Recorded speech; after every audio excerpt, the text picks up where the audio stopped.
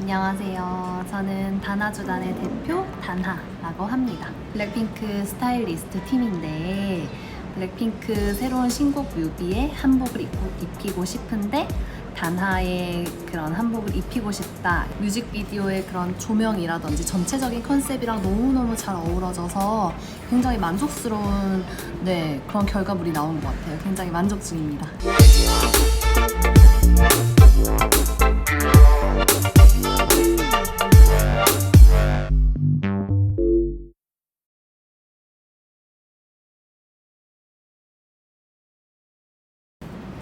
인사를 먼저 드리도록 하겠습니다.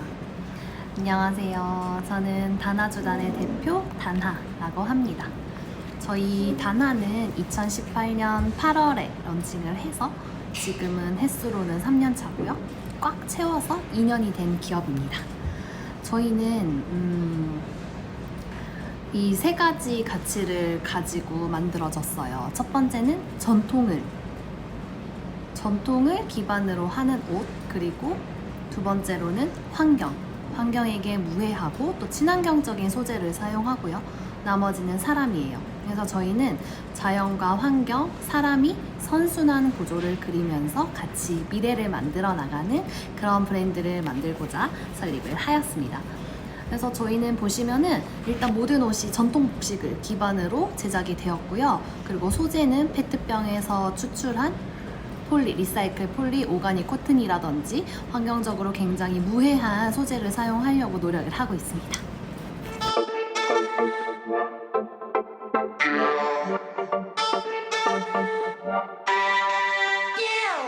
저희는 이집트 문화원에서 이집트 대사관에서 온 이런 인터뷰 요청을 비롯해서 되게 긍정적으로 받아들이고 있어요. 모든 인터뷰라든지 뭐 TV 출연, 라디오 출연.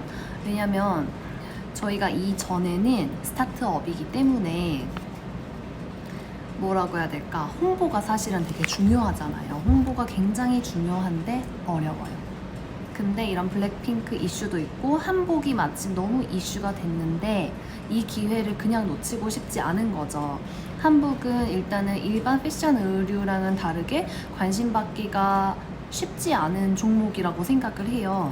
그래서 저도 길게는 뭐 한 3년에서 5년 정도는 그냥 일단 버텨보자. 버티다 보면은 어떻게 입소문도 나고 자리를 잡게 될 것이다 라고 시작을 했는데 너무너무나 감사하게도 이번 이슈로 인해서 이런 좋은 기회들도 많이 가지게 되고, 그래서 저는 최선을 다해서 이런 유명세라고 하나요?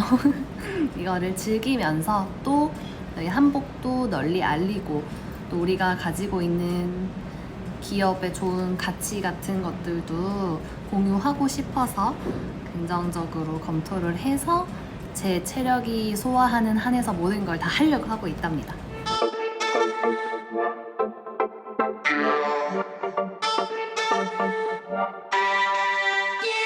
막 일각에서는 제가 뭐 그런 블랙핑크 쪽이랑 연이 있어서 그렇게 됐다 이런 것도 있는데, 진짜 제가 어느 날 출장을 갔다가 오는 길이었는데요. 전화가 한 통 왔어요.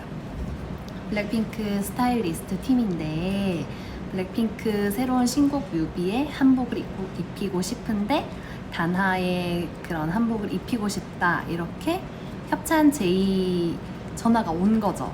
그래서 저희는 작년에 선보였던 그 첫 번째 컬렉션 옷들을 전부 다 보여드렸어요. 이제 거기서 픽을 하셔서 원래는 협찬을 하려고 했지만 아무래도 퍼포먼스용이다 보니까 조금 핏이라든지 기장의 수정이 필요할 것 같아서 구매를 해가셔서 그렇게 협업이 이루어지게 됐답니다. 근데 너무너무 잘 소화해 주셨고, 일단은 그리고 수정도 이제 멤버들의 그런 몸에 맞춰서 핏도 맞추고, 그리고 뮤직비디오의 그런 조명이라든지 전체적인 컨셉이랑 너무너무 잘 어우러져서 굉장히 만족스러운 그런 결과물이 나온 것 같아요. 굉장히 만족 중입니다.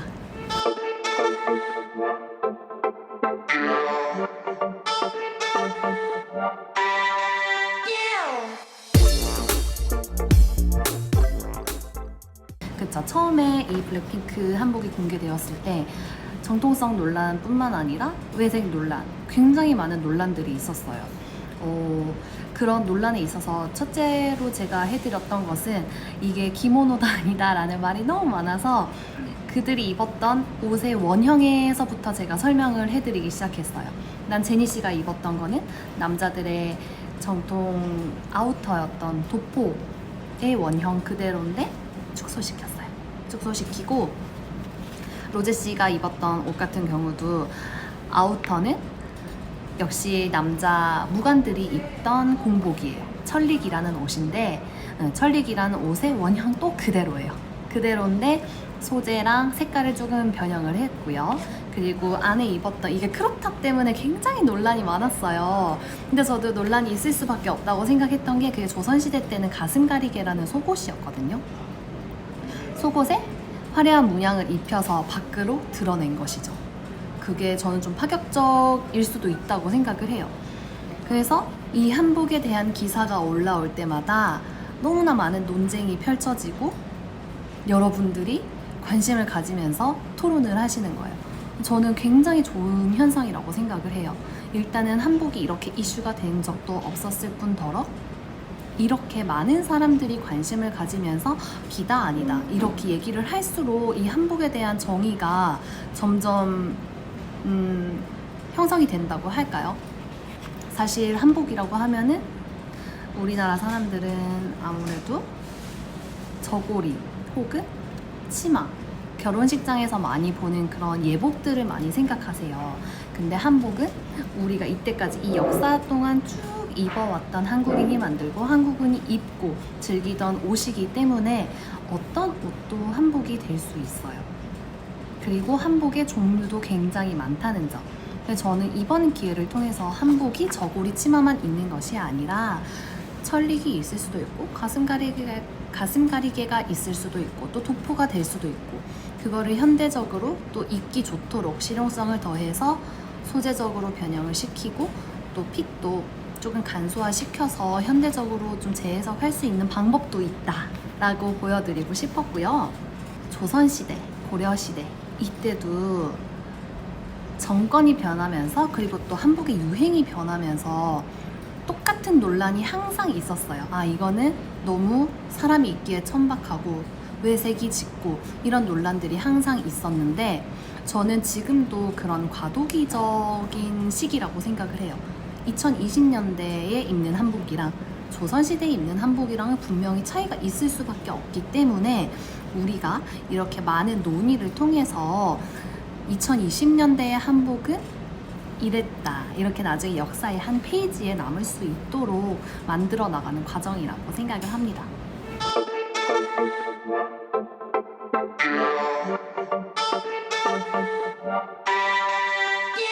한복이란 일단은 한국의 복식입니다. 한국인들이 만들고 또 한국인들이 입고 즐기는 옷의 촉칭이에요. 하지만 그 전통적으로 내려오는 그런 한복의 결이 있어요. 보통은 많이들 생각하시는 뭐 저고리 치마 같은 것들이 될 수도 있고 우리나라만의 한복이 가지는 특별한 매력. 사실은 이 역사를 타고 가면은 동아시아 국가들의 의복이랑 그러니까 섞여요. 그래서 너무 멀리는 갈 수 없을 것 같고요. 일단은 저희는 보통은 랩 형식이죠. 이렇게 여며서 입는 형식의 우리는 아주 예쁜 베레선을 가지고 있어요. 이렇게 소매선에 이렇게 동그랗게 내려오는 선을 베레라고 하는데요.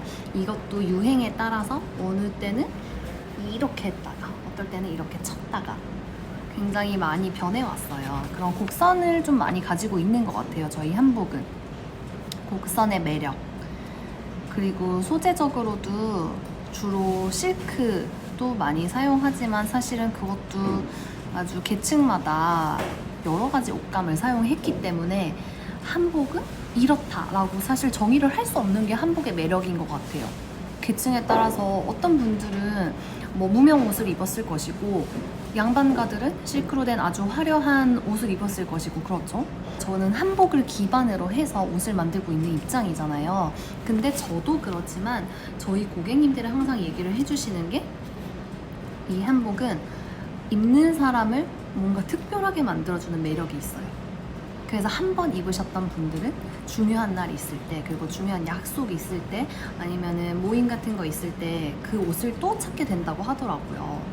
나중에 제가 나오는 얘기에서도 언급을 할 건데, 제가 한복의 매력에 빠지게 된 이유도 그거랑 같기 때문에 입는 사람을 특별하게 만들어주는 옷이라고 할게요.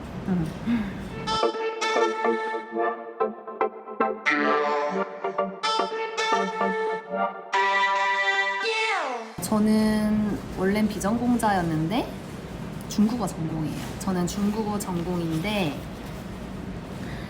카지노에서 일을 했어요. 카지노에서 일을 하면서 아무래도 3교대다 보니까 여가 시간이 굉장히 많더라고요. 여행 다니는 걸 진짜 좋아했는데 여행 다닐 때 뭔가 그런 이국적인 배경에서 한복이 들어간다면 어떨까라는 생각이 들더라고요. 그래서 처음으로 한복을 맞춰 입고 여행을 가게 된 거예요. 근데 이게 생각보다 너무 편하고, 그리고 그 이국적인 풍경 앞에선 한복의 실루엣이 너무 아름답고, 그때부터 시작이 된 거죠. 이렇게 해서 한번 입고 다녀보자. 입고 다녀보자로 시작했는데 너무 외국인들 반응도 좋고, 이거는 세계적으로 충분히 시장성이 있을 것 같다라고 생각을 했기 때문에 그때부터는 한복을 그냥 맞춰 입는 것에 만족하지 않고 제가 배웠어요. 비전공자이기 때문에 배움이 조금 필요하다고 생각을 했고, 그렇게 실기적인 부분을 익히고 나니까 이거는 복식사의 뿌리부터 알아야지 내가 제대로 된 한복 디자인을 할 수 있겠다라고 생각해서 현재는 대학원을 다니고 있고, 또 지금 다나주단을 꾸려나가고 있고. 그리고 저는 사실 고등학교 때 교복이 한복이었어요. 그래서 일반인들보다는 한복에 대한 그런 거부감이 좀 더 없다고나 할까요? 3년 내내 교복을 한복으로 입고 다녔으니까 그럴 만도 하죠. 그쵸? 네, 그렇습니다.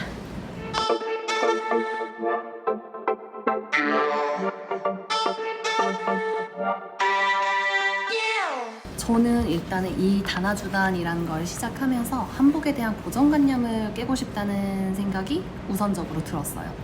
지금 많은 분들이 그렇게 생각을 하고 계시는데,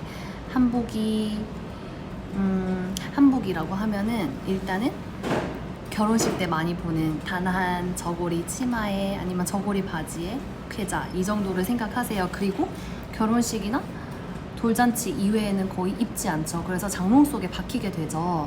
근데 저는 이거를 일상 속으로 조금 꺼내서, 너무 예쁘잖아요, 한복이. 이거를 일상 속으로 꺼내서 내가 일상생활에도 입을 수 있는 그런 한복을 만들 수는 없을까? 라고 처음에 생각을 해서 이 단하라는 브랜드의 그 철학을 좀 녹여내기 시작했어요. 그래서 타겟도 저로 잡았어요.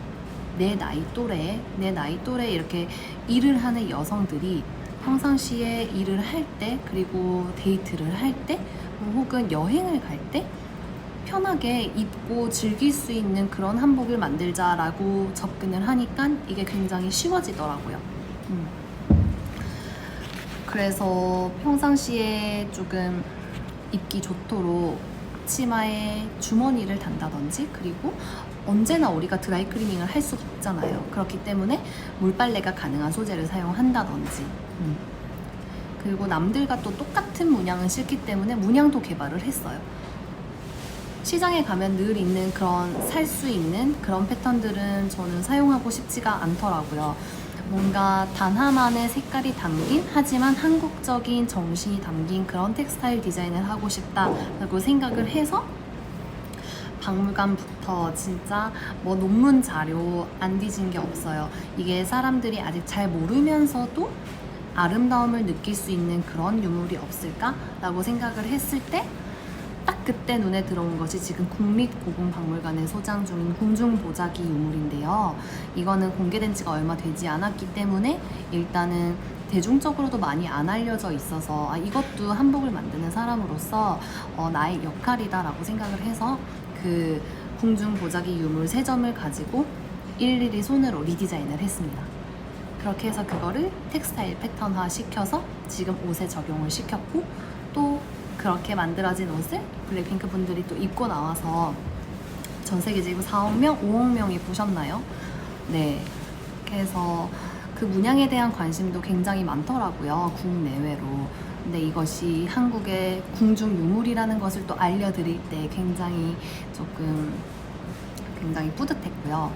그런 것들이 그냥 저의 역할이라고 생각을 해요. 어쨌든 전통을 가지고 뭔가를 만들어내는 입장이기 때문에 네, 저에게 있어서 한복은 그런 의미입니다.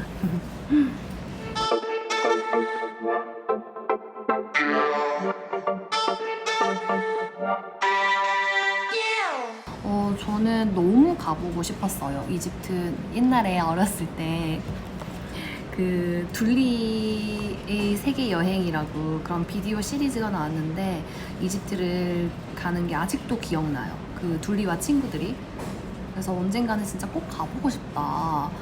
그 피라미드 앞에서 사진도 찍고 싶고. 근데 진짜 이거는 말처럼 쉽지 않더라고요. 일단 코로나 사태가 진정이 되면 저도 한복을 입고 꼭 방문을 해보도록 하겠습니다.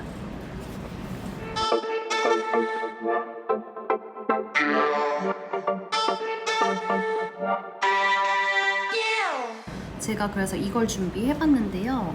저희가 이번 전시 때도 썼던 건데 쓰개치마예요. 아무래도 히잡을 착용하시니까 예전에 한복을 활용해서 이렇게 쓰고 다녔던 쓰개치마거든요. 이런 식으로 연출을 해도 아무래도 가려야 되니까 그쵸? 이런 식으로 쓰개치마를 활용하면 어떨까요? 저희는 이거를 허리치마, 한국에서는 허리치마로 입거나 아니면 혹은 말기치마로 입는데 아무래도 이집트 이슬람 문화권이니까 머리에 쓰는 수건은 또 이렇게 한복을 활용해서 이런 식으로 스타일링을 해도 맥락이 비슷하기 때문에 괜찮을 것 같아요. 어떤가요? 네, 이렇게 제가 추천을 하나 해드렸고요.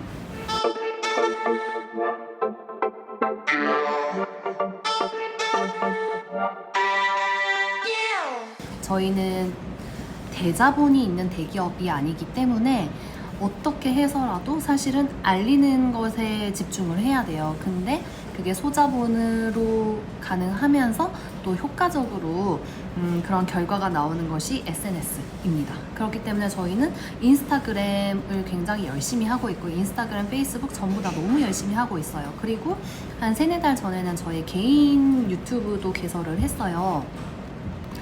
그런 공적인 인스타그램을 운영하다 보니까 아무래도 디자이너의 생활은 어떠한지, 어떻게 옷이 만들어지는지 그런 사소한 것을 궁금해 하시는 분들도 굉장히 많더라고요. 그래서 제 개인 유튜브를 개설을 해서 조금 궁금하신 부분들 그리고 좀 사소한 부분들을 좀 공유를 하고자 브이로그도 올리고 여러 가지 정보도 올려드리고 있습니다.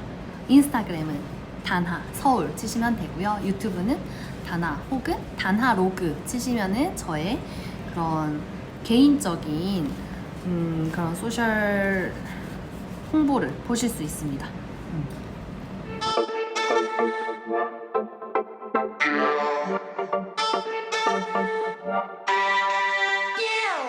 저는 이번에 궁중 보자기를 통해서 이렇게 한복의 아름다움 그리고 조금 더 발전 가능성을 알렸다고 하면은 제가 계속 해나가고 싶은 작업은 이런 한국의 예쁜 의미 있는 전통 예술을 한복과 접목시키는 거예요. 한국의 전통 예술도 굉장히 아름답지만 아직까지 제대로 구현되지 못한 것들이 많거든요. 패션의 영역에 있어서 예를 들면 민화에서 책가도라든지 단청장 선생님이 계세요. 그런 장희 선생님이 작업한 단청과 또 단하의 무드가 만났을 때는 또 어떤 옷이 만들어질까요? 저도 너무 궁금하거든요. 그래서 그런 전통 예술을 한복과 접목시켜서 또 대중적으로 인기 있을 만한 그런 옷들을 만들어내는 것이 저의 목표이자 역할이라고 생각을 하고요. 너무 이런 전통 속에만 갇혀 있지 않고 한복이 패션의 영역으로 나오게 되면은 또 어떤 영향력을 끼칠지 그게 너무너무 궁금해지기 때문에 네, 제가 조금 더 열심히 준비를 해보도록 하겠습니다.